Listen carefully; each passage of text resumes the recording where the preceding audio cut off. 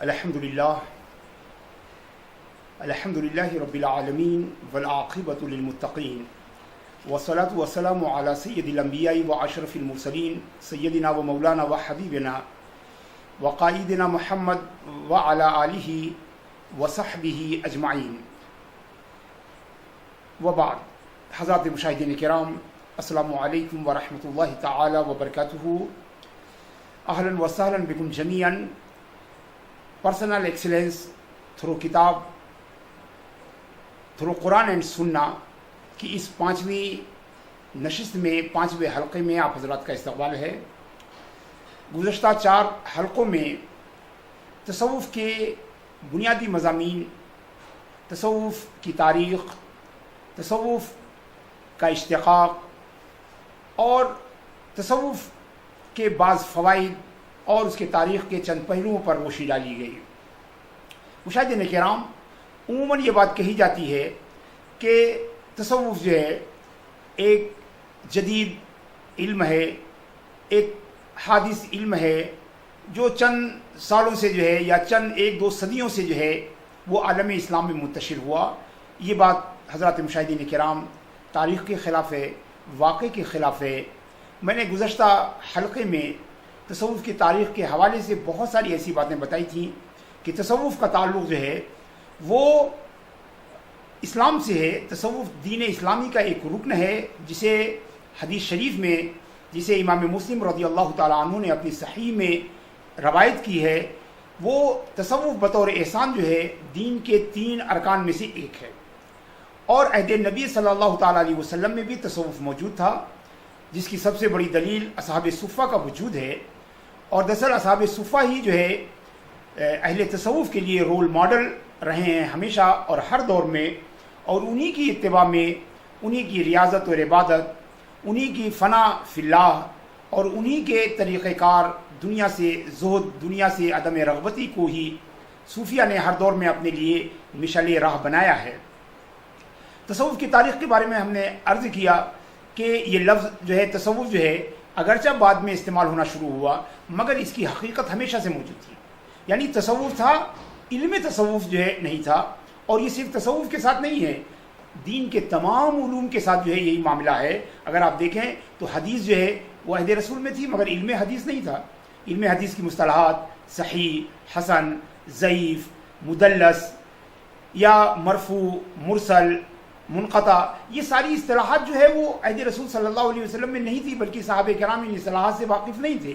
مگر ان اصطلاحات کے نہ ہونے سے ہم یہ نہیں کہہ سکتے کہ علم حدیث عہد رسول میں نہیں تھا. حتیٰ کہ تفسیر جو ہے وہ بھی عہد رسول میں موجود تھی، البتہ علم تفسیر اپنی مصطلحات کے ساتھ، اپنی ٹرمنالوجی کے ساتھ، اپنے قواعد اور اصول کے ساتھ اس طرح موجود نہیں تھا. یہی حال فقہ کا ہے، یہی حال علم کلام کا ہے. تو تصوف بھی انہی جیسا ہے. تصوف جو ہے یہ علوم شرعیہ میں سے ایک ہے. اور اگر آپ دیکھیں تو ابن خلدون جیسا مورخ، بلکہ علم فلسفہ تاریخ کی بنیاد رکھنے والا شخص جو ہے وہ بھی اپنی مشہور زمانہ کتاب مقدمہ ابن خلدون میں، اپنی تاریخ کے مقدمے میں، جس کو نہ صرف جو ہے مشرق میں غیر معمولی شہرت حاصل ہوئی بلکہ مغرب میں اس کو بڑی پذیرائی حاصل ہوئی اس مقدمے کو. اور یہ کہا جاتا ہے کہ ابن خلدون نے جو ہے جو سوشل سائنسز ہیں ان کی بنیاد جو ہے اپنے اس مقدمے کے ذریعے رکھی. اور ابن خلدون سے پہلے فن تاریخ نویسی کو، یعنی ہسٹری رائٹنگ کا جو فن ہے، اس کی بنیاد بھی جو ہے ابن خلدون نے ڈالی. یہی ابن خلدون اپنے مقدمے میں لکھتے ہیں کہ علم تصوف جو ہے یہ ایک حادث علم ہے، یعنی نومولود علم ہے جو 2 صدی ہجری میں جو ہے یہ ظہور ہوا.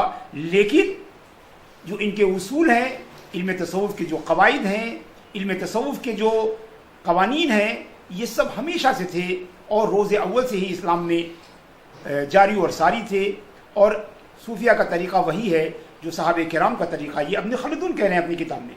ہم میں سے بہت سارے لوگ ابن خلدون کے ریفرنسز جو ہے وہ سنتے رہتے ہیں، ان کے حوالے سنتے رہتے ہیں، مگر شاید یہ بات پہلی مرتبہ آپ کے کان میں پڑی ہو کہ ابن خلدون نے تصوف کو علوم شریعہ میں سے شمار کیا ہے. تصوف کو کئی رشتے کو عہد صحابہ اور رسول اللہ صلی اللہ علیہ وسلم کے عہد سے ملایا ہے اور لکھا ہے، واضح طور پر لکھا ہے کہ اہل تصوف کا طریقہ وہی تھا ان طریقۃ ہؤلاء القوم لم تزل عند سلف الامہ وکبارها من الصحابۃ والتابعین، یعنی جو سلف صالحین کا جو طریقہ تھا وہی اہل تصوف اور صوفیہ کا جو ہے وہ طریقہ تھا، صحابہ کرام کی روش پر چلنے والے ہیں، تابعین اعظام کے روش پر چلنے والے ہیں، اور ان کا طریقہ حق کا طریقہ ہے، طریقۃ الحق والہدایہ۔ لٹرلی جو ہے ابن خلدون نے لکھا ہے کہ طریقۃ الحق والہدایہ، یہ تصوف کا طریقہ جو ہے حق کا طریقہ ہے اور ہدایت کا طریقہ ہے۔ البتہ اس بات کو ابن خلدون نے لکھا ہے کہ اس کی مصطلحات، اس کی ٹرمنالوجی جو ہے یہ 2 صدی ہجری میں جو ہے رائج ہوئی۔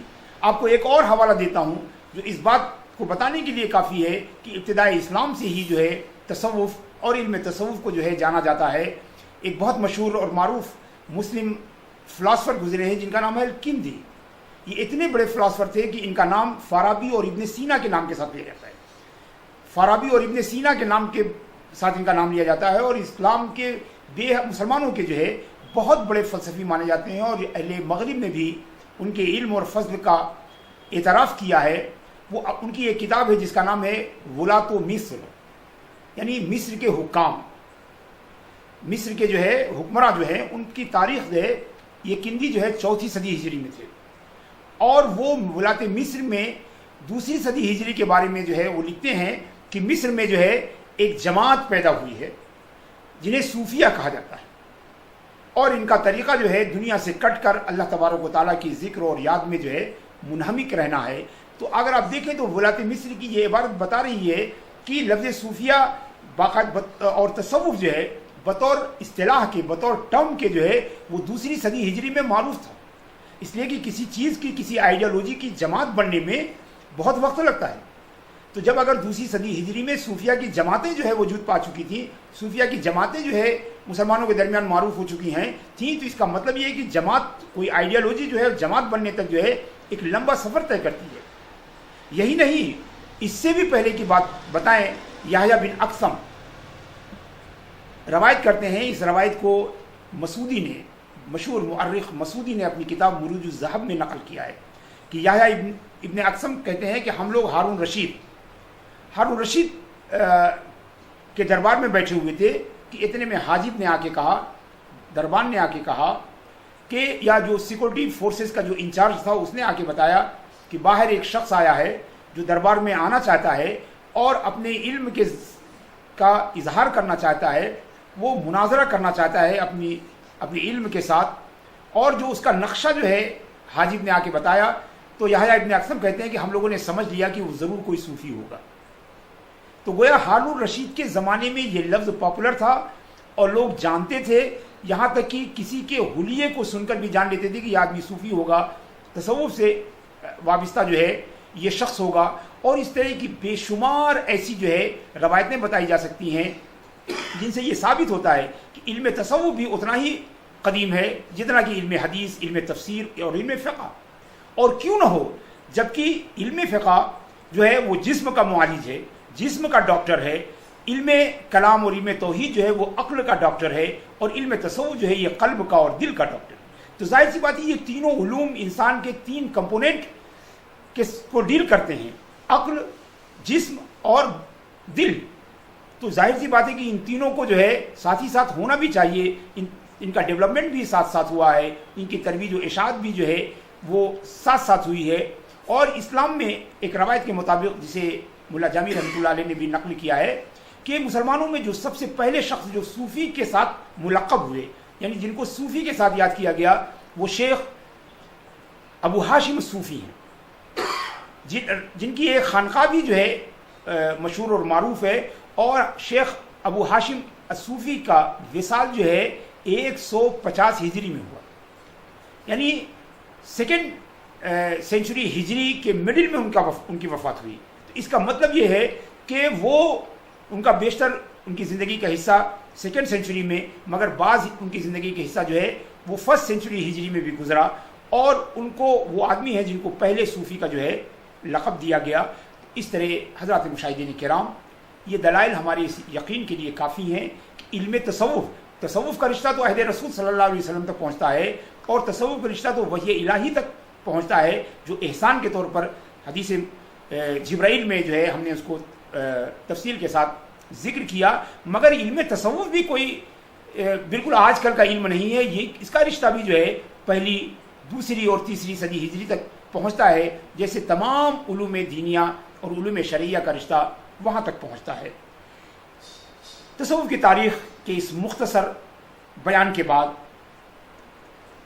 تصوف کی اہمیت، تصوف کی امپورٹنس، تصوف کی ضرورت کیا ہے، کیوں تصوف اہم ہے. حالانکہ جو کچھ پہلے بیان کیا جا چکا ہے اس سے ہم اجمالی طور پر سمجھ سکتے ہیں کہ تصوف کی اہمیت بے حد ہے، اس لیے کہ تصوف جو ہے وہ دل کی صلاح اور فلاح کے لیے ہے، دل کی جو ہے اصلاح اور دل کی تربیت کے لیے ہے، دل کی جو ہے صفائی اور دل کی جو ہے طہارت کے لیے ہے. ظاہر سی بات ہے کہ جسم میں جتنا اہم مقام دل کو ہے، اسی اعتبار سے علوم اسلامیہ میں اس علم کا بھی مقام ہونا چاہیے، کیونکہ جو دل کا مکان ہے، جو دل کی اہمیت ہے، جو دل کا مقام ہے، اسی اعتبار سے دل کی اصلاح اور دل کی تربیت کرنے والے علم کا بھی مقام ہونا چاہیے. چونکہ علم کی اہمیت معلوم کی اہمیت سے ہے. علم توحید اس لیے سب سے اہم ہے کہ اس علم کے ذریعے اللہ تبارک و تعالیٰ کی ذات و صفات کی معرفت ہوتی ہے، ایمان کی معرفت ہوتی ہے. اس کے ذریعے ایمان کو ہم سمجھتے ہیں. لہذا ضروری ہے کہ جس علم کے ذریعے ہمارا عقیدہ درست ہوتا ہے، ہمارا ایمان درست ہوتا ہے، وہ علم سب سے افضل. اس کے بعد ہمارے پاس دو علم ہیں، علم فقہ، اس کے ذریعے ہمارے جسم کی اصلاح ہوتی ہے، اور علم تصوف جس کے ذریعے ہمارے دل کی اصلاح ہوتی ہے. تو ظاہر سی بات ہے کہ علم فقہ کے مقابلے میں علماء فرماتے ہیں کہ علم تصوف زیادہ اہم ہے، اس لیے کہ بدن کے مقابلے میں جسم زیادہ ہے. اور اللہ تبارک و تعالیٰ نے جن احکام کا اپنے بندوں کو مکلف بنایا ہے، جن احکام کو بندوں کی طرف جو ہے بھیجا ہے، اگر ہم اس میں غور کریں تو ان کی دو قسمیں ہیں. بنیادی طور پر ان کی دو قسمیں ہیں، ایک احکام ظاہری اور دوسرے احکام باطنی. بلفظ دیگر ایک وہ احکام ہیں جن کا تعلق ہمارے بدن سے ہے، دوسرے وہ احکام ہیں جن کا تعلق ہمارے دل سے ہے. بدن سے جن احکام کا تعلق بدن سے ہے، اگر آپ غور کریں تو دیکھیں گے وہ ان کی بھی دو قسم ہے. ایک اوامر کہلاتے ہیں، دوسرے نواہی کہلاتے ہیں. اوامر کا مطلب آرڈرز، اوبلیگیشنز، اور نواہی کا مطلب جو ہے منع یا پروہیبیشنز. تو ایک اوامر ہے جو احکام ہے، ایک نواہی ہے جن سے منع کیا گیا ہے. کچھ چیزیں ایسی ہیں جو حکم دی گئی ہیں کہ بدن ان کاموں کو انجام دے، کچھ چیزیں ایسی ہیں جن بدن ہمیں حکم دیا گیا ہے کہ بدن ان کاموں کو نہ کرے. تو جن کاموں کا حکم دیا گیا ہے کرنے کا، بدن سے متعلق جو احکام کرنے کے دیے گئے ہیں، اگر ان میں دیکھیں تو حج ہے، ہم بدن کے ذریعے کرتے ہیں. نماز ہے، ہم بدن کے ذریعے کرتے ہیں. روزہ ہے، ہم بدن کے ذریعے کرتے ہیں. جہاد ہے، ہم بدن کے ذریعے کرتے ہیں. تو یہ ایسے اوامر ہیں جن کا تعلق بدن سے ہے. اسی طرح کچھ نواہی بھی ہیں جن کا تعلق بدن سے ہے. مثلا جھوٹ نہ بولنے کا حکم دیا گیا ہے، زبان سے تعلق ہے. جھوٹ نہ سننے کا حکم دیا گیا ہے، فحش باتوں کو نہ سننے کا حکم دیا گیا ہے، اس کا تعلق بدن سے ہے، یعنی کان سے ہے. چوری نہ کرنے کا حکم دیا گیا ہے، اس کا تعلق بدن سے ہے. زنا سے منع کیا گیا ہے، اس کا تعلق، اس نہیں کا تعلق بدن سے ہے. کسی پر ظلم کرنے سے منع کیا گیا ہے، اس نہیں کا تعلق جو ہے وہ ہمارے بدن سے ہے. تو ہم نے دیکھا کہ کچھ احکام بدن کے ہیں، کچھ احکام جو ہے وہ دل کے ہیں. اور جو بدن کے احکام ہیں وہ اوامر ہیں اور نواہی ہیں. اسی طرح جو دل کے احکام ہیں وہ بھی دو حصے میں منقسم ہوتے ہیں. کچھ اوامر ہیں، حکم دیا گیا کہ دل ایسا ایسا کرے. تو اوامر میں کیا ہے؟ سب سے پہلے اوامر میں ہے ایمان باللہ، آمنت باللہ و ملائکتہ و کتبہ و رسلہ والقدر خیرہ و شرہ من اللہ تعالی والبعث بعد الموت. یہ اوامر ہیں کہ دل کو چاہیے کہ وہ اللہ پر ایمان لائے. دل کو، ظاہر سی بات ہے ایمان کا تعلق بدن سے نہیں ہے، انسان بدن سے ایمان نہیں لاتا بلکہ دل سے ایمان لاتا. تو یہ دل کے اوامر ہیں، یہ دل کے کو اللہ نے کمانڈس دیے ہیں. یہ دل کے لیے اوبلیگیشنز ہیں کہ وہ اللہ پر ایمان لائے، اس کی کتابوں پر ایمان لائے، اس کے فرشتوں پر ایمان لائے، اس کے رسولوں پر ایمان لائے، اس کی اچھی بری تقدیر پر ایمان لائے، اور مرنے کے بعد اٹھنے پر ایمان لائے. اور اسی طرح حکم دیا گیا ہے کہ وہ سچ رہے، حکم دیا گیا ہے کہ وہ مخلص رہے. تو یہ اخلاص، تقوی، پرہیزگاری جو ہے، یہ سب جو ہے یہ اوامر ہیں جو دل کی طرف متوجہ ہوتے ہیں. ایسے ہی کچھ نواہی ہیں، پروہیبیشنز ہیں. جو دل سے متعلق ہیں، مثلا کبر نہ کرے، غرور نہ کرے. ظاہر سی بات ہے انسان غرور جو ہے بدن سے نہیں کرتا، تکبر جو ہے وہ بدن سے نہیں کرتا. یہ کبر، نخوت، تکبر، یہ ساری جو ہے ایسے نواحی ہیں جن کا تعلق قلب سے ہے.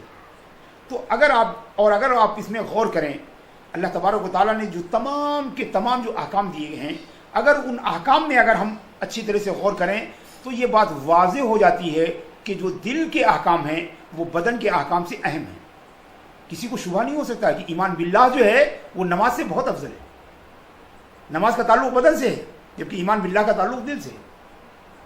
ایمان بالرسول کا تعلق دل سے ہے. تو ایمان کا تعلق دل سے ہے، اور کسی بھی مسلمان کو ایک لمحے کے لیے بھی یہ تردد نہیں ہوگا اس بات میں کہ جو عوامر دل سے متعلق ہیں وہ زیادہ اہم ہیں بدن سے متعلق عوامر کے مقابلے میں. جو بدن کے احکام ہیں ان کے مقابلے میں دل کے احکام جو ہے وہ زیادہ اہم ہیں. ایسے نواحی بھی اگر آپ دیکھیں تو جو بدن کے لیے نواحی ہیں، بلکہ سچی بات یہ ہے کہ دل پر تو تمام دار و مدار ہے، بدن کے احکام کا بھی دار و مدار دل پر ہے. دل پر جو ہے ہمارے جسم کے اعمال کا بھی جو ہے وہ دار و مدار ہے، بلکہ دل تو ہمارے تمام کاموں کے لیے موقوف علیہ ہے. یعنی گویا اگر دل اچھا ہے تو بھی بدن اچھا ہے. ہم نے تفصیل سے ذکر کیا ہے کہ اگر دل ناپاک ہے تو بدن کی پاکی جو ہے ہمارے کام کی نہیں ہے، اور اگر دل پاک ہے تو بدن کی ناپاکی اسے نقصان نہیں پہنچاتی. یہ عجیب و غریب بات ہے کہ گویا دل کی پاکی جو ہے وہ اصل ہے، دل کی طہارت اصل ہے، اور ایمان یہی تعلق ہے. عمل اور ایمان کو یہی تعلق ہے. اگر مومن اس دنیا سے جائے تو انشاءاللہ تبارک و تعالیٰ اس کی نجات ضرور ہو جائے گی. لیکن اگر دل ایمان سے خالی رہا تو چاہے پیشانیوں پر کتنی ہی سجدوں کے نشان ہوں، وہ نجات اور کامیابی کے لیے کافی نہیں ہوں گے، کیونکہ دل اصل ہے. لہٰذا دل سے متعلق جو عوامر ہیں، دل سے متعلق جو نواحی ہیں وہی اصل ہیں، اور انہی پر بدن کے عوامر و نواحی کا دار و مدار. اور اس بات کو ہم کسی عقل کی روشنی میں نہیں کہہ رہے ہیں، ہم کسی منطق کے حوالے سے نہیں کہہ رہے ہیں، ہم کسی ذہنی تبدو کی روشنی میں ہم نہیں کہہ رہے ہیں، بلکہ اللہ کے رسول صلی اللہ تعالیٰ علیہ وسلم نے صراحت کے ساتھ فرمایا. امام بخاری کی حدیث ہے کہ اللہ کے رسول صلی اللہ علیہ وسلم نے فرمایا، الا ان فی الجسد مضغۃ، ان فی الجسد مضغۃ اذا صلحت صلح الجسد کلہ واذا فسدت فسد الجسد کلہ. خبردار ہو جاؤ، جان لو، آگاہ ہو جاؤ کہ تمہارے بدن میں ایک ٹکڑا ہے گوشت کا، اگر یہ ٹکڑا درست ہے تو پورا بدن درست ہے، اگر یہ فاسد ہے تو پورا بدن فاسد ہے. یہ اچھا ہے تو سارا بدن اچھا ہے، یہ برا ہے تو سارا بدن برا ہے. الا وہی القلب. اللہ کے رسول صلی اللہ تعالیٰ علیہ وآلہ وسلم فرماتے ہیں، جان لو کہ یہ ٹکڑا جو ہے یہ دل ہے. اس حدیث نے صراحت کے ساتھ بتا دیا کہ ہماری کامیابی کا دار و مدار، ہمارے تمام جسم کے اعمال کا دار و مدار، ان کی قبولیت کا دار و مدار وہ ہمارے دل پر ہے. لہٰذا یہاں سے یہ بات پوری طرح واضح ہو گئی کہ دل جو ہے وہ زیادہ اہم ہے، چاہے عوامر ہوں خواہ نواہی ہوں، دونوں اعتبار سے دل زیادہ اہم ہے. لہٰذا ضروری ہے کہ بندہ جو ہے وہ اپنے دل کی طرف توجہ دے، دل کی طرف توجہ دے. اور ہم یہ پڑھ کے آئے ہیں کہ احسان جو ہے، علم تصوف جو ہے وہ دل کا معالج ہے، وہ دل کی اصلاح کرنے والا ہے، وہ دل کی تربیت کرنے والا ہے، وہ دل کو درست کرنے والا علم ہے. اور جب دل کی اتنی اہمیت ہے، اسی اہمیت کی روشنی میں ہم علم تصوف کی اہمیت کو بھی جان سکتے ہیں. اس لیے ہم نے آپ کو بتایا، عرض کیا کہ علم کا مقام معلوم کے مقام سے متعین ہے، علم کا مرتبہ معلوم کے مرتبے سے متعین ہوتا ہے. تو اگر دل کا مقام جو ہے وہ بلند ہے تو دل کی اصلاح کرنے والا علم جو ہے وہ بھی جو ہے وہ بلند مقام ہوگا. حضرات مشاہدین کرام، ایک بہت ہی مشہور قصہ ہے جو اکثر ہمارے وائزین اور خطبہ جو ہے اسے سنایا کرتے ہیں. ہو سکتا ہے کہ قصہ درست ہو سکتا ہے کہ یہ من نسج الخیال ہو، کسی نے وضع کیا ہو، کسی نے بنایا ہو. قصہ خواہ سچا ہو خواہ جھوٹا ہے، مگر اس قصے کا پیغام بے حد سچا ہے، اور اس کی سچائی میں وہ اسی حدیث کی روشنی میں اگر کسی نے قصہ بنایا بھی ہے، وضع بھی کیا ہے، مجھے اس پر اصرار نہیں ہے کہ وہ قصہ سچا ہے یا غلط، لیکن مشہور بے حد ہے کہ کوئی خطیب صاحب جو ہے وہ کسی گاؤں میں گئے، اور اس گاؤں بڑا ہی دور افتادہ تھا، بہت دور دراز واقع تھا. گاؤں والوں کو دینی محفلوں میں شرکت کرنے کا موقع بہت کم ملتا تھا. تو جب یہ مولانا صاحب، یہ خطیب صاحب اس گاؤں میں گئے تو گاؤں والوں نے بڑے ہی اہتمام کے ساتھ جو ہے ایک پروگرام، دینی پروگرام کیا. سارا گاؤں اس دینی پروگرام میں اکٹھا ہوا، اور جو خطیب صاحب تھے، وائس صاحب تھے، انہوں نے بسم اللہ الرحمن الرحیم کی فضیلت پر تقریر کی. گھنٹوں وہ بولتے رہے، اور بسم اللہ کی فضیلت پر انہوں نے بڑے عمدہ عمدہ باتیں کتاب سے، اللہ کی کتاب سے، رسول اللہ صلی اللہ علیہ وسلم کی احادیث طیبہ سے، اور پھر علماء کے تجارب سے، دوسری علماء کی کتابوں سے بہت سارے نکتے جو ہے بسم اللہ الرحمن الرحیم کی فضیلت، اس کی برکت اور اس کی سعادت میں بیان کیا. دوران خطاب جو ہے خطیب صاحب نے یہ بھی کہا کہ بسم اللہ میں تو اتنی طاقت ہے کہ اگر کوئی بسم اللہ کہے تو وہ پانی پہ چل بھی سکتا ہے. گاؤں والوں نے پوری تقریر سنی، مگر ان کو یہ پوائنٹ سب سے پسند آیا، کیونکہ وہ گاؤں جو دریا کے کنارے تھا، اور دریا کے کنارے گاؤں ہونے کی وجہ سے انہیں بڑی زحمت ہوتی تھی، بڑا مسئلہ انہیں درپیش ہوتا تھا. سفر کے لیے ان کو کشتیوں کا انتظار کرنا پڑتا تھا، اس میں وقت ضائع ہوتا تھا، پیسہ لگتا تھا. تو چنانچہ جب انہوں نے یہ سنا کہ بسم اللہ کہہ کے دریا پہ چلا جا سکتا ہے، تو انہوں نے سب سے زیادہ اسی نکتے کو پسند کیا اور اس کو جو ہے یاد کر لیا. اگلے دن وہ خطیب صاحب جو ہے، وائس صاحب جو ہے، وہ بھی جو ہے گاؤں والوں سے رخصت ہوئے، اور تھوڑی دیر کے بعد گاؤں سے جو ہے ایک عام سا انسان، ایک کم پڑھا یا بے پڑھا لکھا انسان بھی گاؤں سے نکلا، اور گاؤں سے باہر آ کر دریا کے کنارے آیا، اور اس نے بسم اللہ الرحمن الرحیم پڑھا. جبکہ اس کی قرأت اچھی نہیں تھی، اس کی زبان اچھی نہیں تھی، اس کا تلفظ اچھا نہیں تھا، مگر اس نے اپنی ٹوٹی پھوٹی زبان میں بسم اللہ پڑھا، اور اللہ پر بھروسہ کرتے ہوئے وہ دریا میں اتر گیا. اللہ کی قدرت، اللہ کی شان، اور ظاہر سی بات ہے اللہ تبارک و تعالیٰ ہر چیز پر قادر ہے. اس نے اپنے قرآن کی اس آیت میں ایسی برکت رکھ دی کہ قرار واقعی وہ دیہاتی جو ہے پانی پر چلنے لگا. جیسے ہی وہ چند قدم بڑھا تھا، اسے پیچھے سے آواز آئی کہ ذرا سننا بھائی. تو وہ دریا کی لہروں پر ہی پیچھے گھوما، اور اس نے دیکھا کہ وہ رات میں جو خطیب صاحب تھے، جو وائس صاحب تھے، وہ ایک پیڑ کے سائے میں بیٹھے ہوئے ہیں، وہی اسے مخاطب کر رہے ہیں. تو اس دیہاتی نے پوچھا کہ فرمائیے جناب کیا بات ہے؟ تو انہوں نے کہا کہ تم ادھر جا رہے ہو، ذرا ادھر جا کے کسی کشتی کو بھیج دینا، میں بڑی دیر سے انتظار کر رہا ہوں، مگر کشتی نہ ہونے کی وجہ سے میں دریا پار نہیں کر پا رہا ہوں. تو اس شخص نے کہا کہ جناب خطیب صاحب، ارے رات میں آپ ہی نے تو ہمیں سکھایا ہے کہ بسم اللہ میں ایسی برکت ہے کہ بسم اللہ پڑھ کے جو ہے آدمی پانی پہ چل سکتا ہے. ہم تو پہلے جانتے نہیں تھے، ہمیں تو پہلے معلوم ہی نہیں تھا. ہم نے نہ جانے کتنا وقت ضائع کیا، نہ جانے کتنا قیمت جو ہے ادا کی اس دریا کے ہونے کی وجہ سے، مگر آپ نے تو ایک ایسا نسخہ کیمیا بتا دیا کہ ہمارا وقت بھی بچے گا، ہمارا پیسہ بھی بچے گا. آپ بھی آئیے، آپ بھی بسم اللہ کیجیے. اگر شاگرد جو ہے بسم اللہ کر کے جو ہے پانی پہ چل سکتا ہے تو استاد تو بدرجہ اولا چل سکتا ہے. آپ بھی تشریف لائیے. مگر مولانا صاحب جو ہے انہیں تردد ہوا. خطیب صاحب نے کہا کہ نہیں، ایسا ہے کہ تم جاؤ اور کشتی بھیج دو. تو اس دیہاتی نے کہا کہ جناب وائس صاحب، آج فلاں دن ہے اور آج آپ کو کشتی نہیں ملے گی، سارا دن آپ کو انتظار کرنا پڑے گا، چلے آئیے میرے ساتھ. جب اس دیہاتی نے اصرار کیا تو مجبوری میں خطیب صاحب کو اٹھنا پڑا. وہ بھی جو ہے دریا کے کنارے آئے اور بڑی قرأت کے ساتھ انہوں نے بسم اللہ الرحمن الرحیم پڑھا. جو بھی ان کے پاس صلاحیتیں تھیں، علم قرأت کا جو فن تھا، ان کے پاس جو علم تھا، سب کی رعایت کر کے انہوں نے بسم اللہ الرحمن الرحیم پڑھا. کئی بار پڑھا، مگر جیسے ہی پہلا پیر دریا میں رکھا وہ فوراً اس میں ڈوبنے لگے. حضرات گرامی، حضرات مشاہدین کرام، یہ قصہ صحیح ہے یا غیر صحیح ہے، اس سے کچھ لینا دینا نہیں ہے، مگر اس کا جو میسج ہے اس کی صحت میں کوئی شبہ نہیں. اگر آپ غور کریں تو آپ دیکھیں وہی ہے جو حدیث میں کہی گئی ہے کہ سارے اعمال کا دار و مدار دل ہے.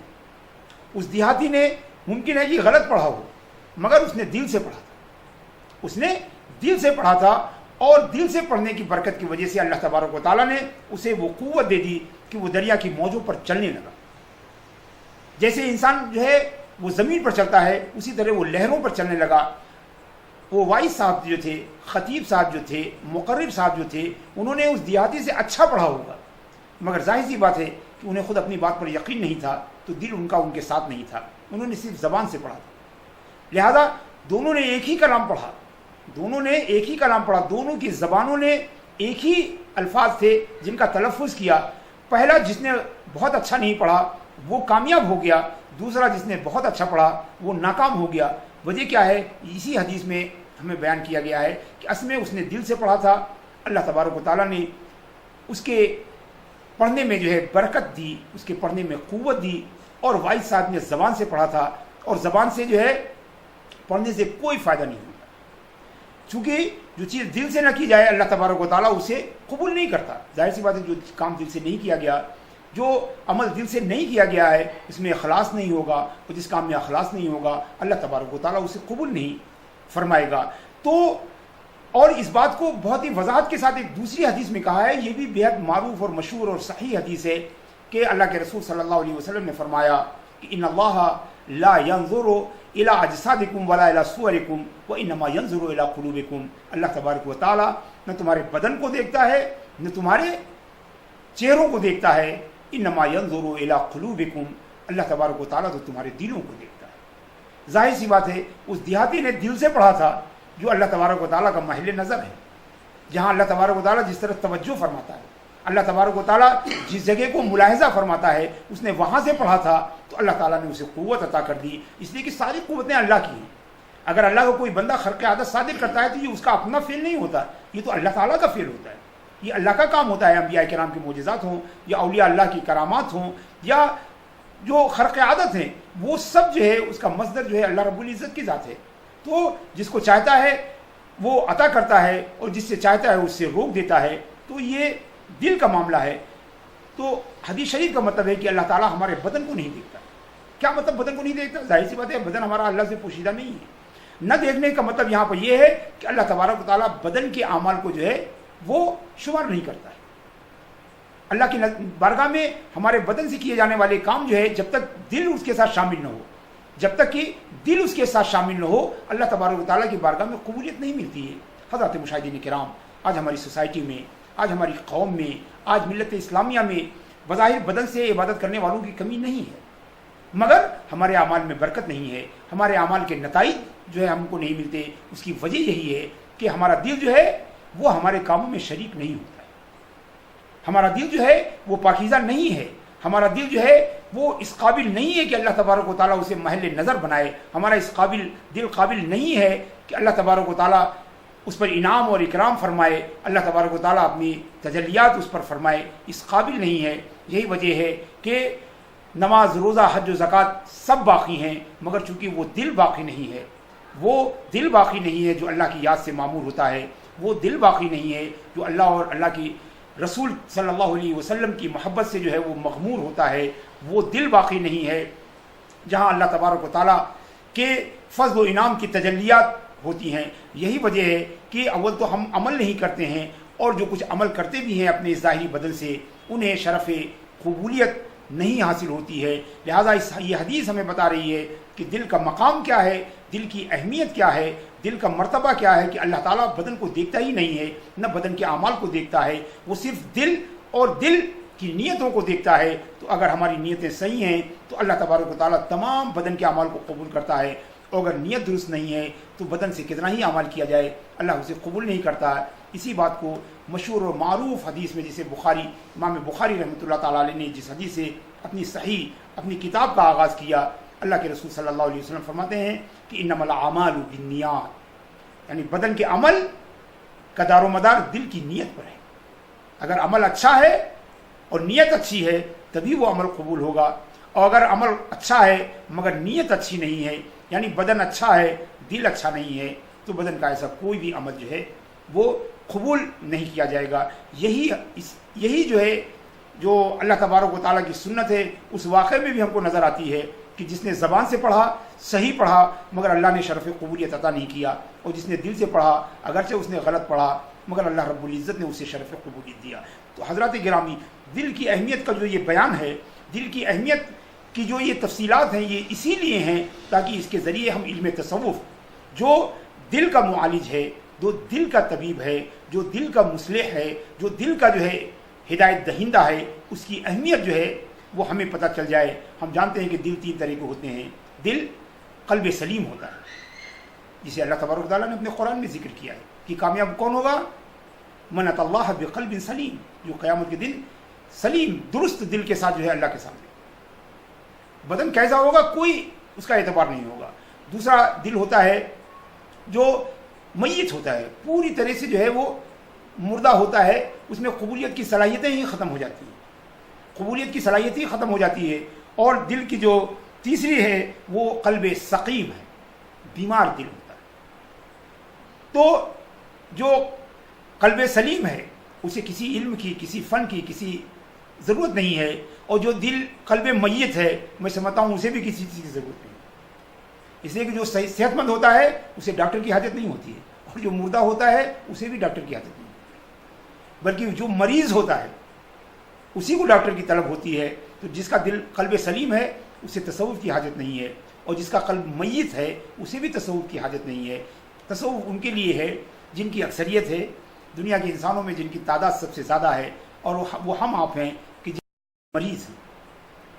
تصوف جو ہے اصلاح قلب کا علم ہے، اور ظاہر سی بات ہے جو غیر اصلاح یافتہ ہے، جو مریض ہے جو ہے، اسی کو جو ہے وہ تصوف کی جو ہے حاجت ہے، اسی کو جو ہے تصوف کی ضرورت ہے۔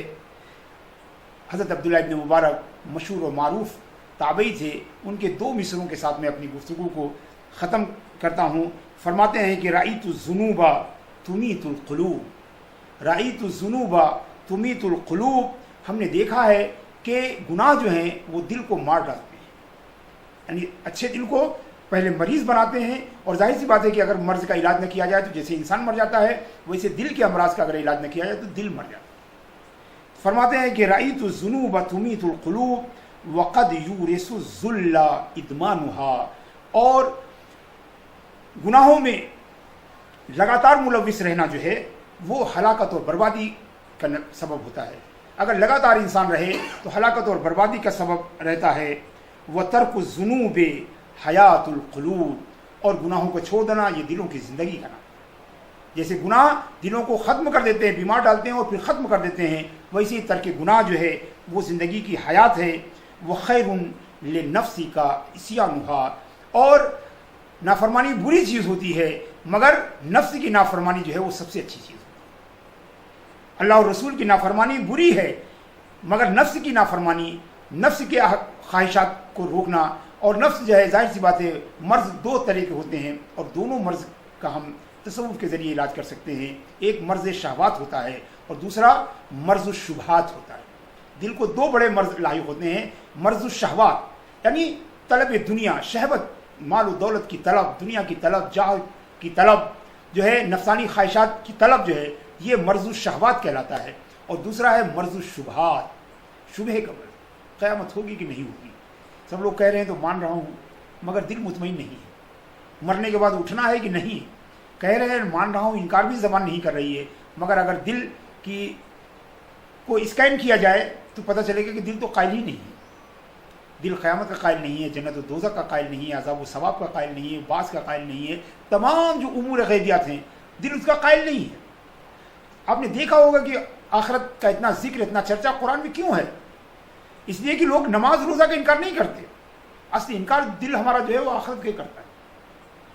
تو بنیادی طور پر جو ہے یہ مرض الشبہات کے سبب سے شبہ ہوتا ہے، ارے دنیا کے سامنے کیا انکار کریں گے، اللہ نہیں ہے، اگر کہہ دیں گے اللہ نہیں ہے تو لوگ ایتھیسٹ کہیں گے، دہریہ کہیں گے، لیکن اگر ہم اپنے دل پہ اگر غور کریں، توجہ کریں تو یہ بات ہم پر ظاہر ہو جائے گی کہ کم از کم ہمیں کامل ایمان تو نہیں، ہمیں کامل ایمان نہیں ہے۔ ہم اللہ سے اتنا بھی نہیں ڈرتے جتنا کہ ایک پولیس والے سے ڈرتے ہیں، ہم اللہ سے اتنا بھی نہیں ڈرتے جتنا ایک ٹریفک کانسٹیبل سے ڈرتے ہیں، ہم اللہ سے اتنا بھی نہیں ڈرتے جتنا زمین میں پڑے ہوئے کانٹے سے ڈرتے ہیں، ہم خدا سے اتنا بھی نہیں ڈرتے جو اتنا جنگل کے جانوروں سے ڈرتے ہیں، ہم خدا سے اتنا بھی نہیں ڈرتے جتنا بجلی کے ننگے تار سے ڈرتے ہیں۔ اگر یہی کیفیت قرار واقعی ہمارے دل کی ہے تو ہمیں جان لینا چاہیے کہ ہمارا دل مرض الشبہات میں ہے، بلکہ ہو سکتا ہے کہ عجیب بات ہے کہ قلب کی موت جو ہے وہ ہم پر ظاہر نہیں ہوتی ہے، بلکہ جب انسان مر جاتا ہے تب پتہ چلتا ہے کہ اس کا دل تو پہلے ہی مر چکا تھا۔ لہذا خطرناک ہے، دل کے نہ مرض سمجھ میں آتے ہیں نہ دل کی موت سمجھ میں آتی ہے۔ لہذا ضروری ہے کہ ہم علم تصوف کے ذریعے ہم اپنے دل کو سمجھیں، دل کی طبیعت کو، اس کے نیچر کو سمجھیں، اس کے امراض کو سمجھیں اور ان کا علاج کریں، تاکہ ایسا نہ ہو کہ ہم ایک ایسے مرحلے میں پہنچ کر جو ہے اپنے دل کے امراض کو یا اپنے دل کی موت کو جانیں کہ جب نہ ہم اسے زندہ کر سکتے ہیں، جب نہ ہم اسے اس کا علاج کر سکتے ہیں۔ لہٰذا ضروری ہے کہ علم تصوف کو جو ہے سیکھا جائے۔ امام جلال الدین سیوطی رحمۃ اللہ تعالیٰ علیہ فرماتے ہیں کہ اما امراض القلب من الریاء والحسد کہ دل کے امراض جیسے کہ ریا ہے، جیسے کہ حسد ہے، جیسے کہ کبر و نخبت ہے، یہ دل کے امراض. فقال الامام الغزالی فمعرفته فرض عین، ان امراض کی معرفت جو ہے یہ فرض عین ہے. یعنی فرض عین کا مطلب انڈیویجولی ہر انسان کے اوپر یہ فرض ہے. جیسے کہ نماز، روزہ اور حج و زکوٰۃ فرض ہے، ویسے ہی اس لیے کہ ہمارے یہاں شریعت میں ایک قاعدہ ہے کہ کسی چیز کا جو حکم ہوتا ہے اس کے حاصل کرنے والے ذرائع کا بھی وہی حکم ہوتا ہے. یعنی جو کوئی چیز اگر فرض ہے تو اس کے وسائل جو ہیں وہ بھی فرض ہوں گے، اگر واجب ہے تو اس کے جو مینس ہیں وہ بھی واجب ہوں گے، اگر سنت ہے تو ان کے وسائل بھی سنت ہوں گے. چونکہ جو ہے قلب کے امراض اور ان کی ماہیت، قلب کے امراض اور ان کی معرفت جو ہے وہ ان کا جاننا اس لیے فرض ہے کہ قلب کی اصلاح پر ہی جو ہے ہماری ایمان کی اصلاح، ہمارے عمل کی اصلاح ہے. اگر قلب درست نہیں ہے تو ہماری نمازیں درست نہیں ہیں، ہمارے روزے درست نہیں ہیں، ہمارا ایمان درست نہیں ہے. لہٰذا قلب کو درست رکھنا چونکہ فرض ہے، لہٰذا قلب کے امراض کی جو معرفت ہے وہ بھی جو ہے وہ فرض ہے. اور اپنے آخر میں اللہ کے رسول صلی اللہ تعالیٰ علیہ وسلم کی ایک بے حد مؤثر اور روح ایمان افزا جو ہے حدیث پیش کر کے میں آپ سے رخصت ہو جاتا ہوں. حدیث جو ہے وہ صحیح ہے کہ اللہ کے رسول صلی اللہ علیہ وسلم نے فرمایا کہ اذا ارتکب العبد خطیۃ نکتت فی قلبہ نکتۃ سوداء، اگر ایک بندہ جب کوئی ایک گناہ کرتا ہے تو اس کے دل پر ایک سیاہ ڈاٹ پڑ جاتا ہے، اور اگر یہ گناہ کرتا رہتا ہے تو یہ ڈاٹ پڑتے رہتے ہیں. لیکن اگر ایک گناہ کرنے کے بعد آدا واستغفرا ثقل قلبہ، اگر ایک گناہ کرنے کے بعد بندہ جو ہے توبہ کر لیتا ہے، رجوع کر لیتا ہے، گناہ سے واپس آ جاتا ہے، گناہ کو ترک کر دیتا ہے، اللہ سے استغفار کرتا ہے، آئندہ نہ کرنے کا عہد، مصمم عہد کرتا ہے، تو اللہ تبارک و تعالیٰ اپنی رحمت سے اس کے دل کو پھر اجلا فرما دیتا ہے، اس داغ کو ہٹا دیتا ہے، اس ڈاٹ کو جو ہے اللہ تبارک و تعالیٰ زائل کر دیتا ہے. مگر اگر بندہ جو ہے گناہ پہ گناہ، گناہ پہ گناہ، گناہ پہ گناہ کرتا ہے تو اس کے دلوں پر ایک ایک ڈاٹ پڑتے رہتے ہیں، یہاں تک کہ اللہ کے رسول نے فرمایا کہ ایک ایسا وقت آتا ہے کہ جب سارا دل جو ہے وہ کالا ہو جاتا ہے. دراصل اسی کو جو ہے صوفیہ موت قلب جو ہے دل کی موت سے تعبیر کرتے ہیں. قرآن میں اللہ کے رسول فرماتے ہیں کہ قرآن میں اسی کو ران کہا گیا ہے، یعنی وہ مرحلہ جہاں توبہ کا دروازہ بند کر دیا جاتا ہے، جہاں توبہ کی توفیق چھین لی جاتی ہے. یہ بے حد خطرناک مرحلہ ہے. اس کے بعد اگر ہمیں عمر خضر بھی ملتی ہے تو ہمارے اندر اصلاح نہیں ہوتی ہے. ہم دیکھتے ہیں کہ سوسائٹی میں ایسے لوگ ہوتے ہیں جو بڑھاپے میں آ کے ان کے گناہوں میں اضافہ ہو جاتا ہے.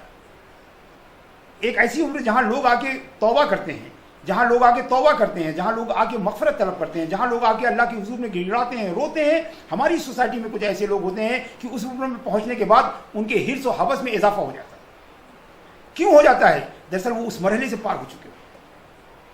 لیکن اس مرحلے سے جو پہلے والے لوگ ہوتے ہیں بڑھاپے میں اللہ تبارک و تعالیٰ انہیں توبہ کی توفیق عطا فرماتا ہے، اور وہ تواب الرحیم ہے، توبہ قبول کرنے والا ہے. انہیں توبہ مل جاتی ہے اور دل ان کا صاف ہو جاتا ہے اور دنیا سے صاف ستھرے جاتے ہیں.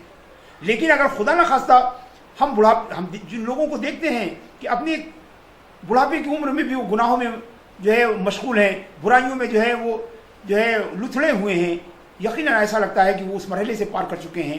تبھی ایک ایسے وقت میں بھی وہ سدھرتے نہیں ہیں، ایک ایسے وقت میں بھی ان کے اندر اصلاح نہیں پیدا ہوتی ہے، جبکہ برا سے برا آ کے وہاں پر کرتا ہے. تو اللہ کے رسول فرماتے ہیں کہ جب پورا دل جو ہے سیاہ ہو جاتا ہے تو وہی ران کا جو ہے مرحلہ ہوتا ہے کہ جس کے بعد بندے سے توبہ کی توفیق چھین لی جاتی ہے اور بلفظ دیگر اس کے لیے توبہ کے دروازہ بند کر دیا جاتا ہے. تو ضروری ہے کہ ہم علم تصوف کے ذریعے اس مرحلے میں پہنچنے سے بہت پہلے جو ہے ہم دل کو اپنے سمجھیں، دل کے امراض کو سمجھیں، اور نہ صرف یہ کہ دل کو امراض سے دور کرنا ہے، بلکہ میں نے آپ کو جیسا کہ شروع میں بتایا تھا کہ تزکیہ کے دو پارٹ ہیں. ایک تخلیہ ہے اور دوسرا تحلیہ ہے. تزکیہ جو ہم نے پیوریفیکیشن پر بات کی تھی، ہم نے آپ کو بتایا تھا کہ پیوریفیکیشن کے دو پارٹ ہیں. پہلا پارٹ جو ہے وہ تخلیہ کہلاتا ہے، یعنی دل کو تمام امراض اور برائیوں سے صاف کرنا، اور دوسرا جو ہے وہ تحلیہ کہلاتا ہے، یعنی دوسرا یہ ہے کہ دل کو اچھی صفات سے آراستہ کرنا. جیسے میں نے بتایا کہ اللہ تبارک و تعالیٰ نے جو احکام دیے ہیں دل کے لیے، اس میں ایمان کے ساتھ کیا ہے؟ صدق، تواضع، اللہ اور رسول کی محبت. تو ان چیزوں سے دل کو سجانا یہ تحلیہ کہلاتا ہے. اور یہ دونوں جب ملتے ہیں، تخلیہ اور تحلیہ دونوں ملتے ہیں تو تزکیہ مکمل ہوتا ہے. اور صوفیہ فرماتے ہیں کہ یہ تزکیہ جو ہے تخلیہ اور تحلیہ کے ذریعے جو ہم تزکیہ مکمل کرتے ہیں وہ بندے کو تجلیہ کی طرف یعنی تجلی الہی کے حصول تک لے. تو تصوف کی یہ اہمیت ہے. اگر ہم سرسری طور پر دیکھیں ہم نے جو بھی ریفرنس دیے ہیں جو بھی حوالے دیے ہیں وہ سب کتاب و سنت کے ہیں جو قلب کی اہمیت علم قلب کی اہمیت. اسی لیے امام ابو الحسن شاذلی رحمۃ اللہ تعالیٰ علیہ فرماتے ہیں کہ من لم یتغلغل فی علمنا ھذا کہ جس نے ہمارے علم تصوف کو حاصل نہیں کیا ہے جس نے بھی ہمارے علم تصوف کو حاصل کرنے کی کوشش نہیں کی ہے مات مصرا علی الکبائر وهو لا یشعر ایسا شخص جو ہے گناہوں پر اصرار کرتے ہوئے گناہوں پر دوام کرتے ہوئے گناہوں میں ڈوبے رہ کر جو ہے وہ دنیا سے رخصت ہوتا ہے اور اسے پتہ ہی نہیں چلتا چونکہ وہ دل کو نہیں جانتا ہے دل کے کمپلیکیٹڈ امراض کو نہیں جانتا ہے دل کی پیچیدہ جو اس کی طبیعت ہے اس کو نہیں جانتا ہے. لہٰذا کبھی کبھی وہ برائی کو بھلائی سمجھ لیتا ہے گناہ کو وہ ثواب سمجھ لیتا ہے دل کی جو ہے کمی کو جو ہے وہ خوبی سمجھ لیتا ہے برائی کو وہ اچھائی سمجھ لیتا ہے اور اسی حال میں دنیا سے رخصت ہو جاتا ہے. مگر جب آخرت میں پہنچے گا تب پتہ چلے گا کہ جس کو ہم اچھائی سمجھ رہے تھے وہ برائی ہے. لہٰذا ضروری ہے مشاہدین کرام کہ ہم اس علم کو جانیں. ہم تصوف کی دعوت دے رہے ہیں تصوف کی بنیاد نام پر جو ہے جو کچھ غلط ہو رہا ہے ظاہر سی بات ہے کہ یہ ایسی غلطیاں جو ہے ہر علم و فن کے ساتھ ہیں. کیا ہماری سوسائٹی میں ایسے فقہا نہیں ہیں جو لوگوں کو خوش کرنے کے لیے فتاوے دیتے ہیں لوگوں کی رضا جوئی حاصل کرنے کے لیے شریعت میں توڑ مروڑ کرتے ہیں؟ کیا ہماری سوسائٹی میں ایسے لوگ نہیں ہیں جو حکام کو راضی کرنے کے لیے جو اپنے نفس کو راضی کرنے کے لیے اللہ کے رسول صلی اللہ علیہ وسلم کی احادیث طیبہ میں جو ہے ہیر پھیر کرتے ہیں؟ تو ایسے لوگ جو ہے علم تصوف کے نام پر بھی ایسے لوگ ہیں اور بہت بڑی تعداد ہے تصوف کے نام پر کیونکہ تصوف میں فیبریکیشن کی زیادہ چانسز ہیں. جو علوم بدن سے تعلق رکھتے ہیں ان میں ذرا فیبریکیشن کے چانسز کم ہیں مگر وہاں بھی فیبریکیشن ہو رہا ہے. ان علوم کا دعویٰ کرنے والے بھی جو ہے وہ ان علوم کا غلط استعمال کر رہے ہیں. ایسے ہی تصوف میں ہوا ہے اور جو یہ سمجھتا ہے جو اس بات کا انکار کرتا ہے کہ تصوف کے نام پر کچھ گڑبڑ نہیں ہو رہی ہے وہ یا تو غافل ہے یا متغافل ہے. غافل کا مطلب یا تو جانتا نہیں ہے متغافل کا مطلب جانتا ہے مگر اقرار کرنے کے لیے تیار نہیں ہے. مشاہدین کرام اللہ تبارک و تعالی حاضر و ناظر ہے. ہم خواہ کسی بات کا اختلاف کریں حق کو مانے یا نہ مانے مگر جو حق ہے وہ ہے کہ جس طرح علم حدیث میں لوگوں نے خرد برد کی علم تفسیر میں لوگوں نے اسرائیلیات سے اسے بھر دیا. علم فقہ میں جو ہے فقہائے حیل نام ہے یعنی ہیلا بناتے ہیں مالداروں کے لیے پیسے والوں کے لیے ارباب اقتدار کے لیے فتاوے گڑھتے ہیں. ایسے علم تصوف میں بھی ایسے لوگ ہیں جنہوں نے اس علم کو دنیا کمانے کا ذریعہ بنا لیا ہے جنہوں نے اس علم کو جو ہے وہ دنیا کے حاصل کرنے کا جو ہے ایک وسیلہ بنا لیا ہے. ہم ان کی بات نہیں کر رہے ہیں. بات اس کی نہیں ہے کون کیا کر رہا ہے. ظاہر سی بات ہے اگر لوگ تصوف کا فقہ کا غلط استعمال کرتے ہیں تو ہمیں چاہیے کہ ہم غلط لوگوں کو چھوڑیں نہ کہ فقہ کو چھوڑ دیں. اگر کوئی تصوف میں حدیث میں فیبریکیشن کر رہا ہے تو ہماری ذمہ داری ہے کہ ہم فیبریکیشن کرنے والوں کو دور کریں نہ کہ علم حدیث کو دور کر دیں. ایسی تصوف کا معاملہ ہے کہ اگر تصوف کے نام پر اگر کوئی غلطیاں کر رہا ہے تصوف کے نام پر کوئی دنیا داری کر رہا ہے تصوف کے نام پر کوئی غلط کاریاں کر رہا ہے تو ہمیں ایسے لوگوں کو چھوڑنا چاہیے نہ کہ علم تصوف کو. اگر ہم ان کی وجہ سے علم تصوف کو چھوڑ دیں گے تو یہ ہمارا اپنا نقصان ہوگا یہ ہماری اپنی لیے پریشانی ہوگی. لہٰذا عاقل وہ ہے کہ جو اللہ کے رسول نے فرمایا خذ ما صفا و دع ما قدر. اگر بنام تصوف اگر کچھ غلطی ہے تو اللہ کے رسول فرماتے ہیں وہ سب کچھ چھوڑ دو. وہ خود ما صفا اور جو پاکیزہ چیزیں ہیں جو اچھی چیزیں ہیں جن کے بارے میں ہم نے اتنا بتایا اور ہمارے ساتھ امت کے ہزاروں ہزار افراد اگر آپ امت کے بڑے لوگوں کی ایک لسٹ بنائیے بڑے لوگوں کی 100 افراد پر مشتمل ایک لسٹ بنائیے تو میں آپ کو یقین سے کہتا ہوں کہ اس میں 95 سے لے کر 99 تک لوگ وہ لوگ ہوں گے جنہوں نے تصوف کے ذریعے اپنے قلوب کا تزکیہ کیا ہے جنہوں نے تصوف کے ذریعے اپنے دل کی صفائی اور طہارت کا کام انجام دیا ہے. اور یہی نہیں انہوں نے دوسرے ہزاروں ہزار اور لاکھوں لاکھ دلوں کی جو ہے تصوف کے ذریعے پیوریفیکیشن کیا ہے ان کی صفائی کی ہے. اللہم ربنا تقبل منا انک انت السمیع العلیم وتب علینا انک انت التواب الرحیم وصلی اللہ تعالی علی خیر خلقہ سیدنا و مولانا و حبیبنا محمد وعلی آلہ و صحبہ اجمعین.